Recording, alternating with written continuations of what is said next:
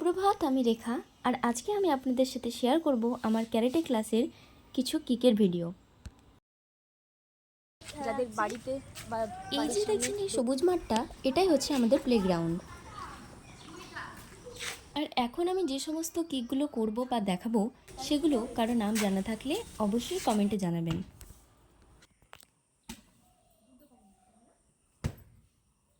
কি লাগছে? Next kick তোমাদের একটু আঁকাবে তো পাঁচজনটা একটু খেলো, ওদিক থেকে একটু খেলো।